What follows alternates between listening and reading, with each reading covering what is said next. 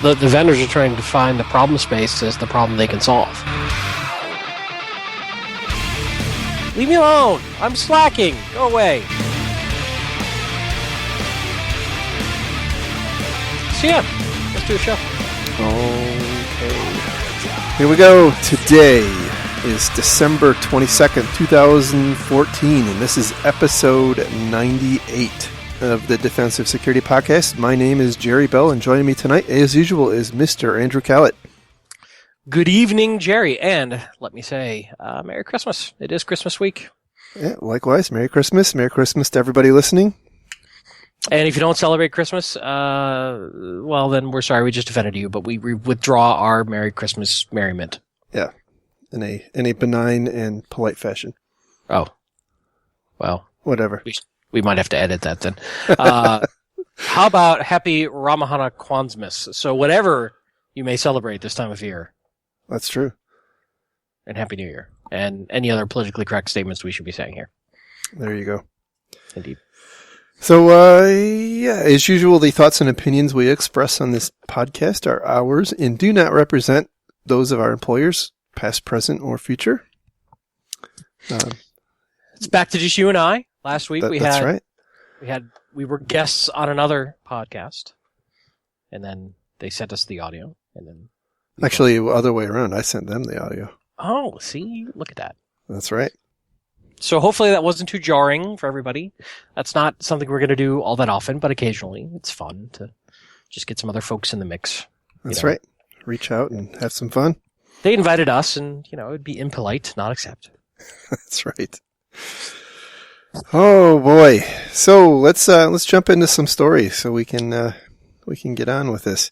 Sounds good. Our first story comes from the Atlanta Business Chronicle, and the title is "Home Depot Data Breach Costs Community Banks $90 million." And the headline here is that the Independent Community Bankers of America is reporting that the community banks they represent had to reissue about 7.5 million cards in the wake of the Home Depot breach, which, by the way, mine was one of, and that cost about $90 million. So we've talked about this a couple of times in the past that this is one of the unsung costs associated with these major retail data breaches. We always think about all the credit card fraud and whatnot, but I haven't heard what the fraud tally is resulting from Home Depot, but $90 million just to reissue cards is a pretty significant bill. Yeah, I was also thinking that too, that they don't mention any fraud in these costs. So did these guys not actually experience fraud? I don't know. That's a good question. And maybe if they did, here's the thing. I suspect that the anti-fraud technologies are really good, right? And so I suspect that, as a relative amount, it's probably pretty minimal. Which kind of leads me back to, I wonder if at some point we're going to see a decision not to replace cards. Right. Assuming that the anti-fraud technology would be good enough to spot the fraudulent transactions and just shut them down. Exactly. Yeah, it's an interesting thought. Yeah, I don't particularly know, but this is again I think the impetus behind the lawsuit against Target, right? That was just ruled that it could move forward. But by the way, just a little bit of a tangent. I found it really interesting that a lot of the headlines and a lot of the InfoSec talking heads are running around saying, the judge ruled in favor of the banks and Target is liable for this credit card fraud. And that's not what happened. They just basically said, Target, as I understand it, tried to make a motion that the plaintiffs, which were the banks, didn't have a standing to sue them. And the judge, as I understand it, said, no. I'm not going to accept that motion. It's going to go to trial. So what you're saying is the mainstream media got it wrong? No, I know. It's crazy. crazy. Right. So we don't actually have that precedent. We just have the precedent of we're going to go to trial to decide if there is a precedent. Exactly. Exactly. There's no finding of fault. They just said it's going to go to trial and whatever. So yeah. Oddness. All right. So moving on to our next story, which is pretty interesting. This comes from IT World, and the title is "Cyber Attack on German Steel Factory Causes Massive Damage." Yeah, this is ugly. Yeah, and the report itself is in German, and I tried translating it, and it didn't come out very well. But the reports I've read essentially said that the German Federal Office for Information Security released a report, which I think covered a lot of different things. And in that report, they detailed this attack on a German steel factory, which the attack I would characterize as, a relatively straightforward phishing attack, which ultimately turned into some form of an availability problem. There's really not a lot of detail on exactly what happened. But long story short, the control system that was managing one of their blast furnaces, if I'm inferring right, didn't let the furnace shut down properly, and that caused the furnace some damage. And by the way, I kind of wonder. Blast furnaces are an interesting beast. It's been a long time for me, but I can't help but wonder if this may have been some attempt to roll in normal wear and tear. I don't know. Blast furnaces don't have a very long. They require somewhat frequent major overhauls. So this quote is massive damage to the plant. So I'm with you on the potential that this could be smoke and mirrors, right? You never know. It feels like that the old story about AT&T trying to throw the cost of the building into one of their hacking cases. I think it was against Mitnick or probably. Yeah. I it think just feels like that. My paranoid cynicism is wearing off on you a little bit. It just feels like that kind of thing, yeah. Interesting. Okay, so let's assume for a moment that it is legitimate. This is pretty nasty. If somebody came in somehow, now it doesn't really say that the hackers intentionally caused the damage. It seems to read more like they disabled access to the control system, and because access was not available, we had some sort of thermal runaway situation of badness. That's how I read it as well. It could have been as simple as, the system was wiped, or, it's really difficult to tell, but it does sound like an availability problem on a computer that resulted in this, rather than, some sophisticated bad guys getting in there and fiddling, temperature parameters. And no good story like this would be complete without referencing Stuxnet. Yeah, that drives me crazy. There's been a whole bunch of stories, and every single one of the stories makes a reference to Stuxnet, and it drives me absolutely bonkers. But, whatever. I guess you can't talk about control systems without talking about Stuxnet. But, this kind of points out the issue, and we've talked about this over and over and over. At some point, it comes back to, well-designed systems, right? Should not have, if you've got a computer that's running a blast furnace, people probably shouldn't be checking Facebook on that computer. I'm not saying that's what happened, but you might not even want it to be accessible on the same network where somebody's checking Facebook. It's basic block and tackling. This comes back to one of the things that frustrates me about a lot of the technology problems we see. It's just badly designed. It's true. I concur. And I was thinking about this as well, just to slightly branch off into another topic, is we are seeing a clear, obvious need for not InfoSec technicians, people who can run, your Palo Alto firewall and know how to make changes. That's a different skill set than true security architecture. Yes. Very different skill set. And it's something I think we keep getting confused a lot. Knowing how to run certain security technologies does not make you a security guy or girl or other person, whatever your preferred pronoun may be. You're deep in a hole right now. let's just move on. Anyway, point being, this is one thing that we keep missing, right? It's not, you don't need somebody who knows how to run Trend Micro to fix this problem. You need somebody who understands the risks, how all these things interconnect, and how to mitigate risk. Exactly. And that's a tougher skill set to come by. Absolutely.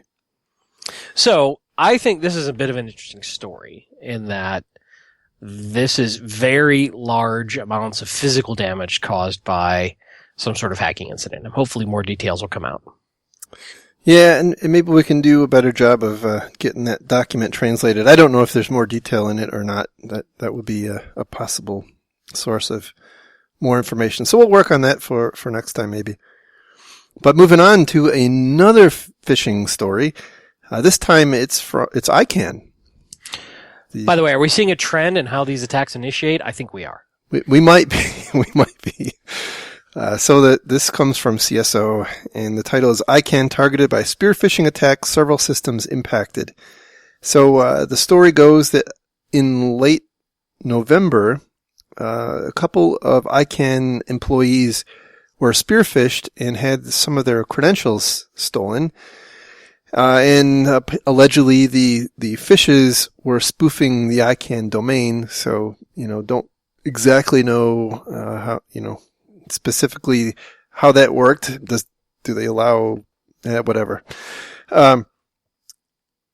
So apparently some of the people whose credentials they lifted had administrative access to this central zone database system, which by the way is best I can describe it is a place where you can go and download zone files for the GTLD domains, so like the root domains. It's, might be kind of important. A little bit. Yeah. What's not clear to me, by the way, is what level of damage they could have done if they had wanted to. I'm not entirely clear how dependent, the internet is on that particular portal. I'm not really sure, but it certainly doesn't sound good. But, kind of points to, how really damn vulnerable this, we are as a community, as a society when something like this happens. And by the way, I think this is probably a far more important story potentially than the Sony thing. And it kind of just squeaked through. So. Yep. For me, what I found interesting is that some of these critical files, they're not doing any sort of password vaulting or, privileged identity management control. They're just doing straight up passwords. Right. Username passwords. You could do all sorts of things to make that more secure, from two-factor to one-time use passwords to password vaulting, where you check out a password to log in, and then as you use it, it's then randomized and stored back in the vault. There's a whole bunch of things they could do for these critical centralized systems to make them more secure. Especially when this is, in many ways, the central functioning of the internet at ICANN. It's almost akin to as if all of our BGP route centralized servers got corrupted. If they really started screwing with that. You screw with centralized DNS or you screw with BGP peering, you can really, really, really break a lot of stuff on the internet.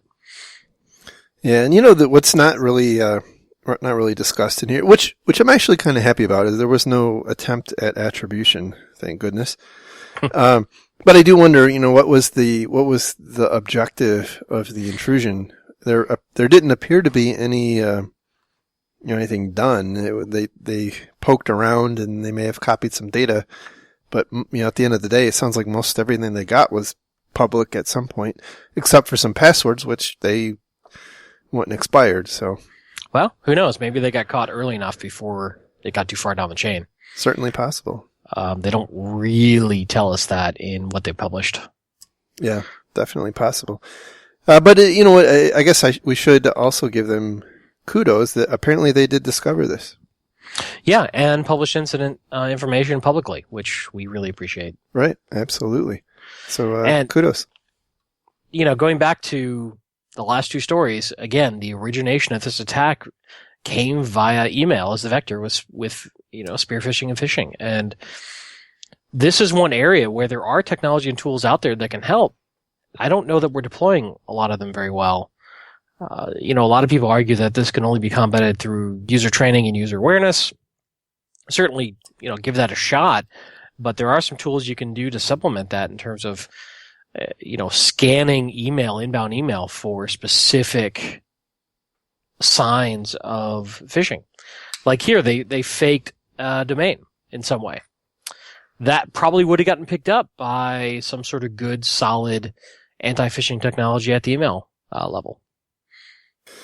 Yeah, I would assume so. And I do agree that this is absolutely the contemporary threat. I don't know where it goes from here, but if you're not really taking phishing seriously, you're going to get caught with your pants down. This is a big problem. I mean, Syrian Electronic Army has this down to a science. There are copycats everywhere.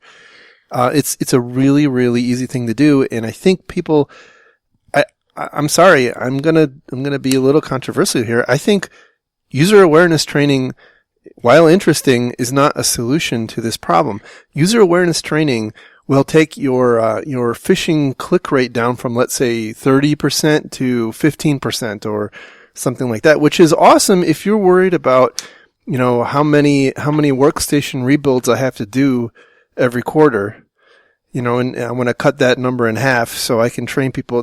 Hey, that's fine. That makes a ton of sense, right? But if you're being targeted by someone, it's not, awareness training isn't really going to buy you a whole lot. So I would agree.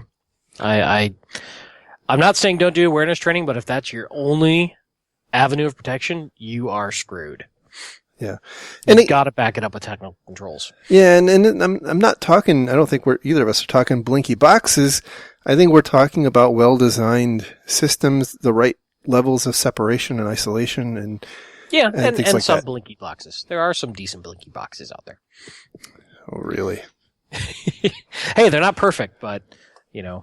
There's a number of folks now who are targeting this particular avenue, this particular vector, and some of the technology is decent. It's all, is it perfect? Hell no. Is it better than nothing? Yeah.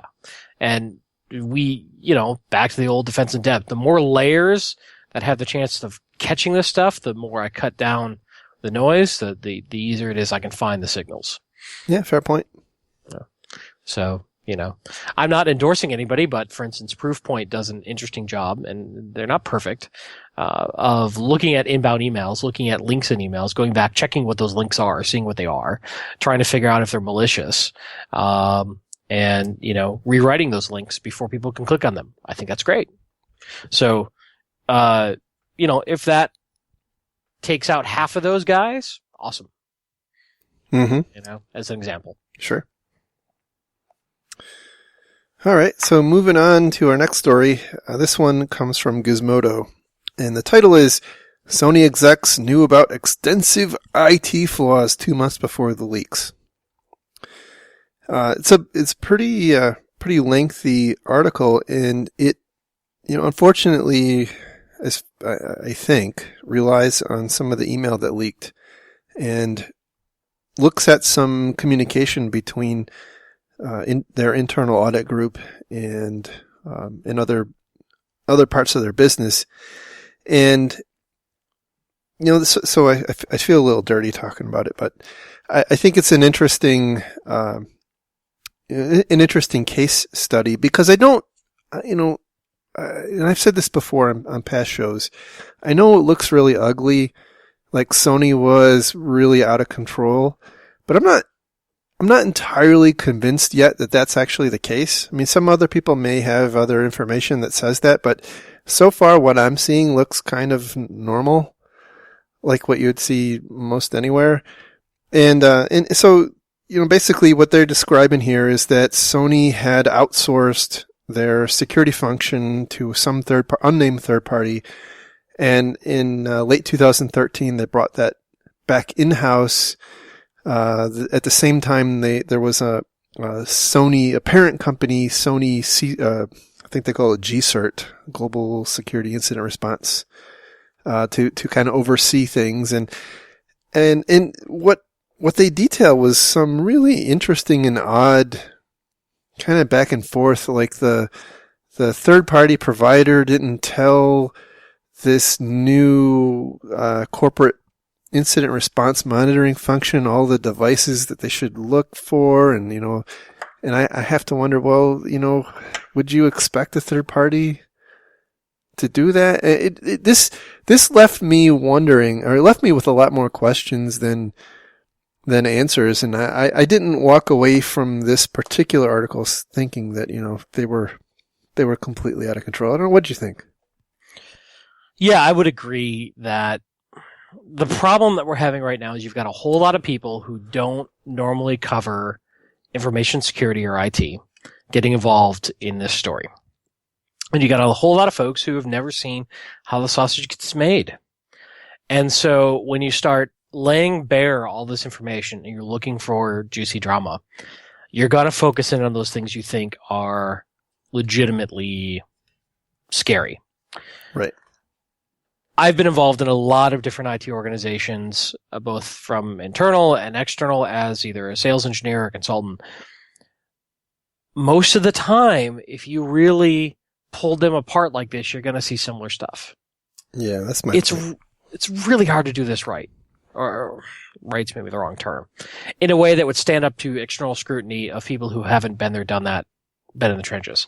I'm not saying that as an excuse, but I'm saying that we're looking at this in a vacuum as one data point, and I would agree with your point that there's many other organizations that are very, very similar. That being said, that's no excuse, right? You still have to do it right. You still have to get better at it. And this is one thing we see over and over again is poor communication, poor leadership, poor accountability, and poor oversight. And I think that part of that is a consequence of this help desk mentality around security incident response. Yeah. Yep. And just churn through the tickets. Right. So, the other thing that I, I've got a lot of things to say on Sony, and we can kind of jump into that once we get through the two stories on Sony, but we still have no idea what the original exploit was. No, that's right. No clue what the exploit was, what the vulnerability was, what the vector was. No idea. So it's really difficult to pass judgment when we have no idea how they originally got in. Yeah, there were some interesting glimpses possibly given in the U.S. CERT's announcement about their laundry list of malware, which included some remote access Trojans, and so I would assume that possibly those played a part. But going back to this particular article, we'll get back to the broader story in a second. There were really 2 points I wanted to bring up. And number one was they did highlight that one of the things they noticed was, let's see, according to the report, after GCERT took over monitoring duties, 1 out of 42 of Sony Picture Entertainment's firewalls and 148 non-security devices, routers, and servers went totally unmonitored because, according to the report, SPE's third-party security vendor never explicitly told its new overseer to do so.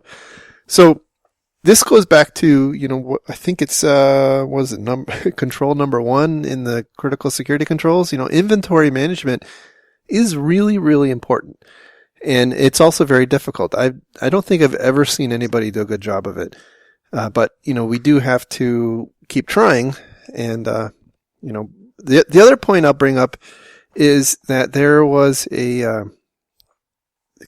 kind of an assertion, I suppose, that after GCERT took over, they stopped sending up some security reports. So these periodic security reports, and there was kind of an assertion, I suppose, that may have blinded, in quotes, management to the problem, and the reports, and I'm quoting here, the reports provided by the prior security monitoring providers included security threat trending, log monitoring statistics, top attack categories for a given month, security devices providing the most alerts, and a summary of what SPE could do to reduce specific threats. And I would tell you, that report isn't going to, probably 99.999% likelihood would not have given any insight into what happened to them. No, that's common managed service provider vendor output report. Yeah. So this is like this is a red herring to be throwing out that they're not getting this data, and that may have led to the to the problem. So. The other thing I would say here is that clearly there was some politics going on here too. It looks Absolutely. Like between parent organization taking over some of the security, local IT organization being cut out of the loop. Guys, we really don't have time for that kind of BS politicking anymore in IT security. If we're not all on the same team, the bad guys will absolutely use that against us. That's right. And, that's something that as leadership in a IT organization or security organization, it is incumbent upon them to not let those silos exist, because the bad guys will use that against us. Yeah, absolutely. So the last story we have, news story at least, comes from Fortune, and the title is "I work at Sony Pictures. This is what it was like after we got hacked." Now, for the record, going into the story, let me just set expectations. Nothing all that new from a technical perspective comes out of this story. It's more a human interest story on the Defensive Security Podcast. Well, there's really one thing that I wanted to point out, and it is an incident management issue. It's it's really at a kind of a corporate level, and obviously this person expressed some frustration that their personal information was leaked out, and all of those concerns that go along with that. And I'm not trying to minimize that at all. But what struck me is that this person said that, I'm trying to find this specific quote, but basically they said all the information they were getting about the event was coming from the external media. They weren't getting, they as the employees who had their data stolen weren't getting updates from their employer. They were getting the news externally. They were being, okay. So interesting point, but let's play that out for a second. Their entire system is down. What's the best way for CEOs and VPs to communicate when their entire internal email system is down? Well, I don't know, but they didn't seem to have a problem sending out an email with, with Kevin Mandia's thing attached to it. That's a good point. All right, fair. I guess where I was sort of backing into as well is perhaps have a secondary communication channel. Oh yeah, absolutely. Ready to go. But yeah, that is a good point. The other thing just to summarize this, and it's interesting from a human interest standpoint, just what their experience was, just as a generic worker in Sony, and how the computers went down, and how they slowly came to realize how big a deal it was, and how they all started getting scared about their personal information, and how they started signing up for various services and then going through and changing all their passwords. And then a few days later they're on loaner laptops, recreating everything, recreating databases, recreating PowerPoints. So I wonder, how much of the centralized servers got wiped if they're recreating databases and PowerPoints too, as opposed to just desktops. Word documents, contracts, PDFs. So I'm wondering, did they have no backups? Yeah, we don't have a lot of detail about the depth of what, we know really two things, right? We know they had a crap load of data lifted and published online. And apparently it's not all out yet. And we also know that they had at least some percentage of their fleet of workstations wiped. We don't know, was it all of them? Was it some of them? Beyond that, we don't know much. We don't know if they had servers erased. We don't know, we don't know. Now, I will say, if they're running Windows servers based on the way the malware worked, some servers probably did get wiped. I'm thinking, just the way that particular worm propagated, it's likely that it might have gotten onto some servers. But I don't know. It's all speculation, and we also don't know if they had backups. I will tell you, it is not uncommon for large companies to have piss poor workstation backup strategies because it becomes really expensive and really hard. But we've got such trivial tools out there now for that. I agree. Anyway, yes. So the other thing that was interesting in this story that I thought was the comment that if you're going to do anything personally from your personal bank account, your personal brokerage, whatever, they will no longer do it from their work systems. They'll do it from their smartphone. They'll go home and do it. They'll leave the office. Some way, somehow, they're not going to cross the boundary between work and personal on accessing systems, which I found interesting. So now these employees are now considering the work environment more hostile than their home PCs. When I read that, I looked at it the other way. Okay. And I said, who would want to do that? Who'd want to do their personal stuff on their work computer? Oh, I think you're naive in that respect. Well, I know I am, but I think tons and tons and tons and tons of people do that. I'd say 80% of corporate America. Again, we're IT security guys. We're 0.01%. I know. We think of things so differently than the average person. I know.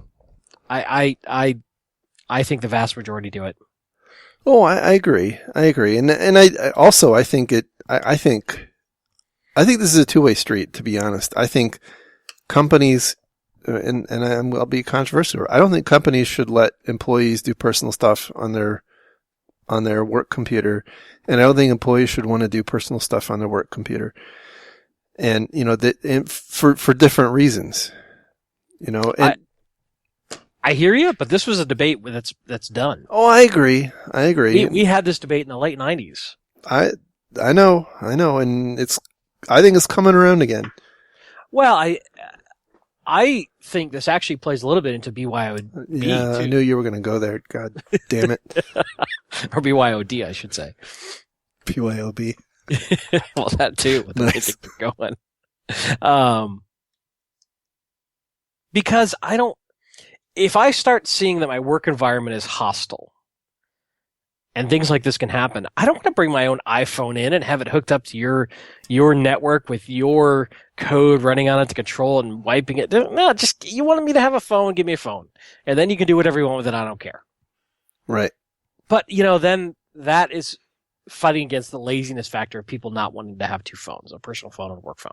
Yep. So, I don't know. That's a tough one. I really go back and forth on that debate in my own head. But since I've made that prediction that we're going to have a BYOD backlash, I now am entrenched around that position. I can't possibly alter it. You're going to ride that horse to the end. Well, much like I'm still riding I don't think North Korea was behind Sony to the end. Yeah, well, you're in good company, I think. Anyway, so other thoughts on this story? I guess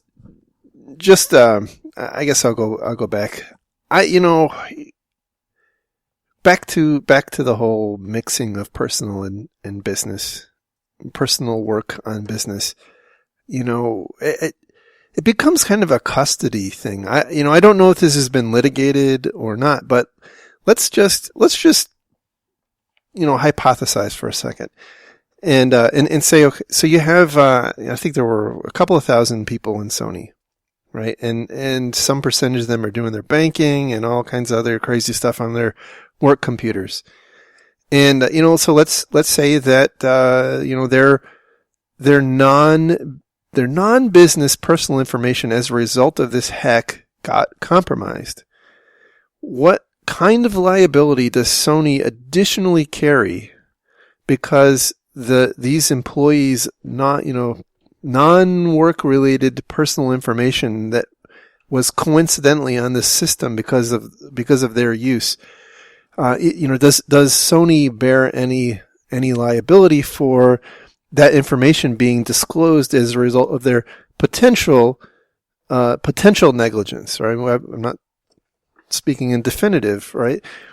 But I wonder if there's a liability issue there where companies are going to start saying, it's just really not a good idea to have employees doing that kind of stuff on our computer, either because that they're going to have sensitive data we don't want to be the custodian of, or they're going to be doing stuff that's risky and puts us at additional, our entire system at additional risk. And I'll go farther and say it's a little tangential to this, but I think, and I wrote something about this a couple of days ago, but I think that Sony, more than any other attack to date, right or wrong, is going to change the way executives look at the risks of security. In what way? That it's no longer about losing money. It's now about an existential threat. So, I've asked this a couple of times. Do you think we're now at the level of an existential threat to Sony, or that others will perceive it as that? I think they were. I think they're close, right? I mean, I'm not saying they're going to go out of business, but I think a lot of people, again, right or wrong, can look through the eyes of the Sony board of directors and see that this is an existential threat. I mean, this is the kind of thing that could be an existential threat. Maybe it won't be for Sony, but maybe if it wasn't Sony, if it was a chemical company or a car parts manufacturer or a healthcare company, it might very well be an existential threat if that circumstance happened to them. So is the question these guys are asking their team is, could this happen to us? Yeah, well, and it's worse than that, because now you have this situation where one person clicking on a stupid link could conceivably cause the downfall of the company. I mean, obviously there's a whole lot of crap in the middle, right? Right. But, just kind of boiling it down to, ducky, ducky, horsey, horsey, simple stuff. That's kind of the way it is, right? What did you just say? I know. It's a bad habit I've picked up from my employer. Sorry. Wow. I know. That's some boardroom level talk right there. Yep. So, do you mind if I pontificate a bit for have at it on Sony in general? Have at it. So, lots of random thoughts that I've been jotting down leading up to the podcast tonight that I just kind of want to put out there. And these aren't in any particular order, so they may seem a little scatterbrained. I apologize, just how my notes went. The first is, I wonder what it was like. So this went from a normal hack, if you will. They call Mandiant gets involved. Then the feds get involved. And I'm really curious how that relationship is. Now, Mandiant, I'm sure, has done a lot of investigations and worked with the FBI. But at some point, does the FBI walk in and say, we're in charge now, shut it down, give us everything you got? And I'm curious how exactly that sort of forensics continuity is maintained and how that investigation goes when, the feds show up in a situation like this. So I'll tell you what, my friend Bob has told me, that a lot of companies are very hesitant to involve law enforcement, specifically federal law enforcement, because they will lose all control of the investigation. And I think that's probably largely true. And at the same time, this is, Bob didn't have any particular insight into this question or not, but I have to wonder if by virtue of you hiring Mandiant, a company like Mandiant, who may or may not have strong ties to the FBI, you may be buying a relationship with law enforcement where they can kind of help, satisfy all parties. I don't know if that's the case, right? But well, my perception is, and I don't know the exact timeline, is the feds got involved more heavily after the quote-unquote threat to the theaters who are going to play the interview. True. And in many ways, Sony never had control of this investigation because of how public this was. No, you're right. Right? The GOP, and I don't mean the Republicans, I mean the Guardians of Peace, purposely went to the media directly with a number of their communications. So True. I don't think Sony ever really had control of this, rightly or wrongly. Well, I mean, maybe they haven't had control of the messaging, but I think you have some control over, the course of the investigation. Yeah. So, the next thing I was thinking about too is there's a number of communications that are going out under the title of Guardians of Peace. There's very little way to actually prove that is Guardians of Peace unless they release new, specific, leaked information from Sony, and not everyone has. And what's frustrating to me is we have the media responding to all of these communications as if they are, hand to God, legitimate from the GOP organization and shall not be questioned. That's a great point. I mean, anybody could conceivably post some crap on Pastebin. Yeah. And, and all of a sudden, hey, it's, it's GOP. It reminds me of Anonymous, in many ways. Anybody can be anonymous. Anybody can co-opt the stupid banner at the beginning of those anonymous videos and put whatever they want in. And, now Anonymous said whatever, right? And so it's the same thing potentially here. The lesson, by the way, kids, is if you're going to do this, include your PGP key on the little splash screen of the computers that you just wiped, so that everybody can authenticate your evilness. That would be helpful. We would appreciate that. Yeah. This launches into my next point, which is watching the mainstream media try to get their heads around this and report on this is kind of painful.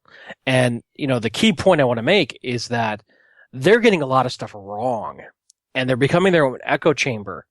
And so these fallacies that get reported and re-reported become fact. And it's really tough to dig down into the actual true facts after all this FUD has been put out there by the non-technical media. I think you're right on there. Absolutely. The other thing is, that we talked about is going back to originally proving that this is North Korea. How do we know that? We still haven't been released the evidence. Attribution is very hard. I am skeptical that this is North Korea. I've said that before. But, the feds are coming out saying unequivocally this is North Korea. And, just to carry on that, there's been a number of people who have written far more eloquently than, certainly I can say about why that's a very tenuous link. I'll say a couple things. Number one is, the alleged linkages between the Sony attack and North Korea hinge on a lot of the TTPs, the tools, techniques, and practices.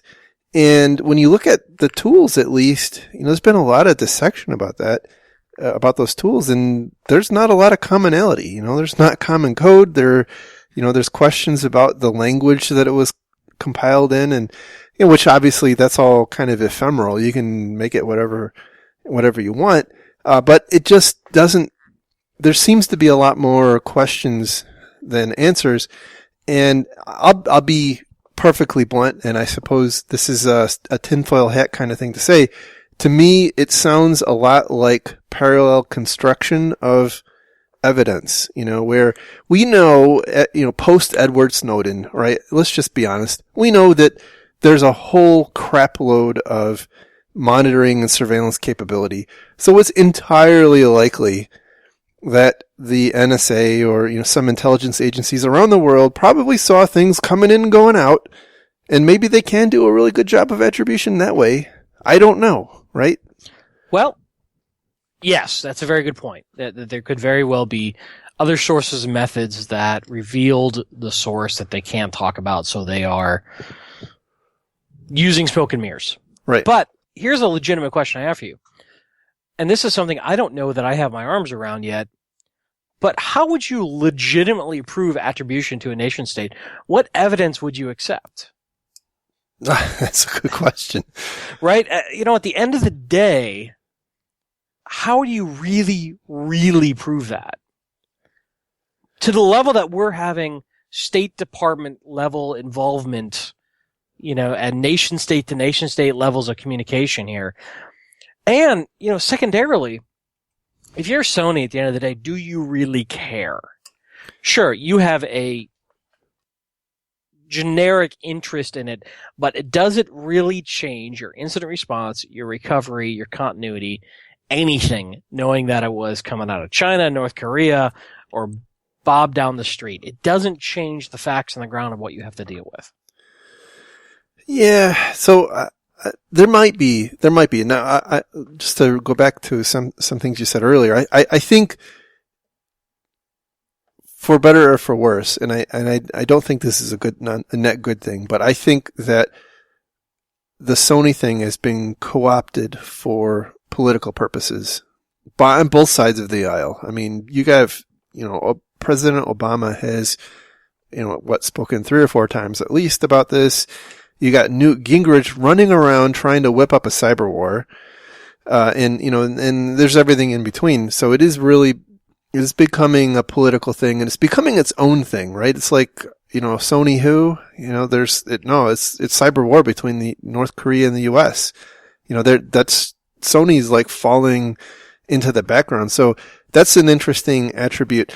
The other thing is, from Sony's perspective, I agree fundamentally, but I do think there is they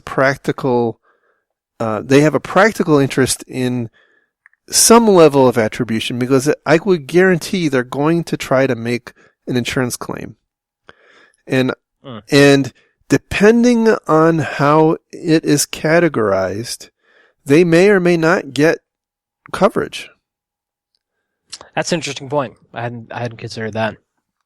So, for instance, I'm not a lawyer, I'm not an insurance specialist, but it's entirely possible that their coverage doesn't cover acts of terrorism or acts of war. I don't know. I was just going to say, so in many ways, having it be North Korea hurts their chances. Absolutely. Which kind of makes me wonder, is it Sony's insurance carrier who keeps calling the White House saying, so what do you think? I don't know. So, cyber war?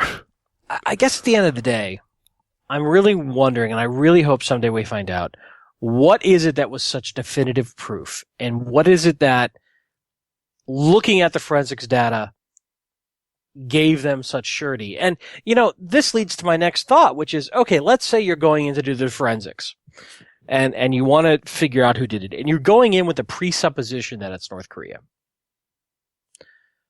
With all the amount of data that you're looking at, could you legitimately find enough evidence to back up your previous supposition that you could bring to somebody else and say, look, I was right, but it's just noise in the signal? Yeah. I may not be saying that very elegantly, but at the end of the day, with so much junk to look at, could you prove whatever it is you're trying to prove? Sure.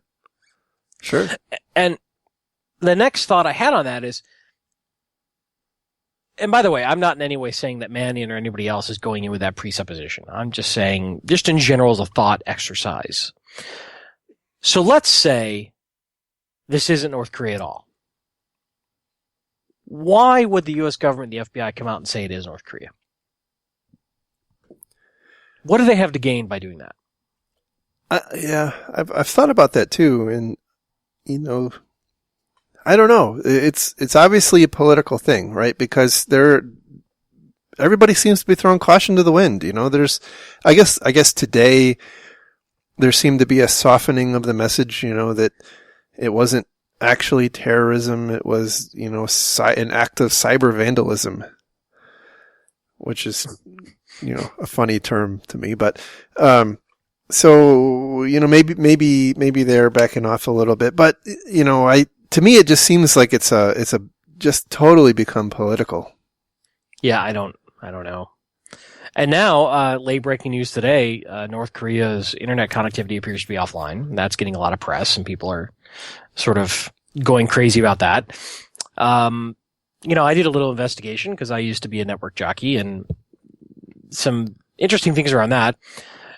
North Korea has a couple different IP ranges assigned to it, but the biggest net block is a /22, and it's only routed through China. And the best I could tell, they stopped announcing and did route withdrawal announcements via BGP, I believe, and this is a guess here, from a router in North Korea at around 16:14 UTC time today. So best I can tell, North Korea took themselves offline. And also, some South Korean nuclear power plant is alleging that they were hacked. And that could be a completely isolated incident. We don't know. Well, clearly they're total. I mean, what other explanation can there be? It's absolutely all out cyber war. So this rush to judgment that, North Korea's offline, so therefore it must be the U.S. government attacking them. Not necessarily. We have no evidence of that. It very well could be that North Korea took themselves offline because everybody's poking at them right now. And you better believe that everybody is poking them right now. Yeah, and they're like, the hell with it. Just turn it off. Unplug the route. Right? That's right. I mean, the router. That's a very real possibility. We're talking a /22. Yeah, and their economy is not exactly dependent on the internet, so...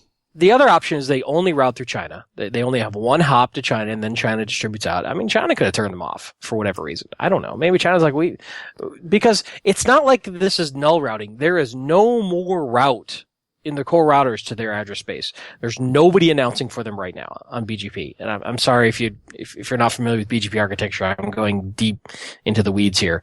But at the end of the day, if you try to do a trace route to North Korea, it dies at your first core router. So for me, it's my ISP core router. It goes, nope, I don't know anything about that. No route to host.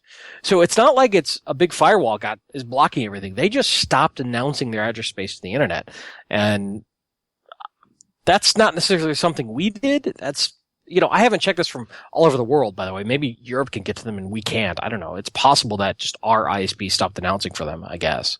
That's plausible. I haven't checked, but my gut is that they took themselves offline. I have nothing to back that up with, though. It would probably be it could possibly be a prudent thing for them to do under the circumstances.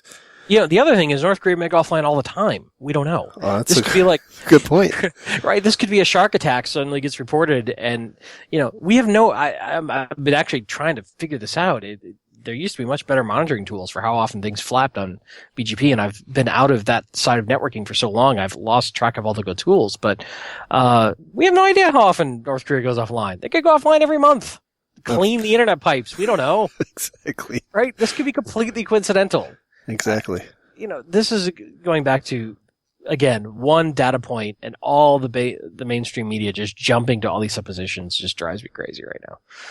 So we clean the internet room on Mondays. Right. So anyway, those were my notes. I just kind of wanted to spout out to the world, and that was good. Find some useful stuff. It was good. So, well, I guess that will with that we'll call it a show. And again, for those of you who celebrate it, Merry Christmas, and I think we'll be back again next week before New Year's. We also had a very interesting discussion pre-show that may end up being edited in here. So if it suddenly sounds like we're having a different conversation, it's because we were. That's right. But it was interesting enough that Jerry may or may not put it in the show. If he chooses not to put it in the show, my preamble will also not be in the show, so you won't hear any of this. Well, maybe I will leave it, and then you just... That I just sound like a crazy person. That's right. No, I'll include it. It was a good discussion. I started thinking about, where is this going? Straight to hell. No, I mean, I'm much like our podcast. I'm serious. Have you ever just thought of, the attacks are becoming sophisticated at a pace greater than our ability to defend against them. I would agree. And it's accelerating away from, the gap is widening. And that kind of leads me to wonder, what is the end game? What happens? Does somebody eventually come forward with, the miracle technology, or do we start having less dependence on technology? Do we, rely on the confidentiality of data less? And what's the end game? Because obviously something has to change at some point, because the pain is just going to keep growing and growing and growing and growing. Well, you might say the technology already exists, but we're bad at implementing it. Maybe. I mean, in general, if you look at the vast majority of the attacks we've seen, full deployment and full enforcement of whitelist technologies would have stopped most of these. Yeah. But it's a pain in the ass, right? Or at least people perceive it to be. Well, I think more than that it's a pain in the ass, I think it tends, and this is something I've been thinking about for my own company's sake, is I think it tends to break down some of the benefit that IT brought from a raw economic standpoint. Absolutely. You're limiting your flexibility and nimbleness. Mm-hmm. Yeah. The other thing is we're still struggling with the basics. Mm-hmm. We don't get the basic blocking and tackling right. I don't know that we need new shiny boxes or advanced technologies. I think we need to get the basics right. I agree, and I'm not disputing that. I guess my point is, I don't see that changing. And so what ultimately happens? Where is this ultimately going to lead? This is a topic we should talk about on the show, but I agree. The question is, why is it not changing? And what level of pain will force change?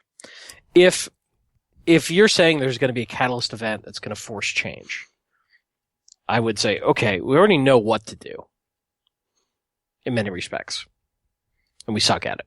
Mm-hmm. So is this more a prioritization and lack of will at the executive levels? Probably so. But again, I go back to, it's I don't think that necessarily companies are willfully malicious in every case. No. I'm sure some of them, sometimes they are. It's not maliciousness. It's usually lack of vision, lack of oversight, lack of prioritization, lack of budget. Other things matter more. Yeah, but see, that's exactly it. We live and think and breathe this stuff every day. Right. When you're an executive trying to make money to make payroll, this is about number 73 on your priority list. And that's exactly my point, because it's all, it's a business trade-off. But I guess my point is that if the pain just keeps increasing and increasing and increasing, the whole fundamental tenet of information technology becomes, a liability. Yeah. It's the transformation that IT brought starts to become really watered down. So what does that lead to? Mass outsourcing? Well, that's my question. Right. That's the fundamentals of my question. I think you're likely to see a more rigid emphasis on this at an executive level, a la legal concerns 100 years ago. Yeah. Lawyers run companies in many ways, right? They show the boundaries. IT does not have that level of power. Yeah, that's certainly true. So if IT, or at least security, or at least risk management, could start showing similar boundaries like lawyers show boundaries, maybe. I mean, I see stuff every day with sales guys who get so pissed off because legal has to get involved with contracts, and it slows them down, and it whines, and they whine, and they bitch, and they whine, and they bitch. But the executives of the companies go, too bad, deal with it. If it doesn't go through legal, it doesn't get done. Right. We don't have that level of will to force things through security today. Right. And I think it's because they know that the lawyers are keeping their hands away from the hot pan. Right.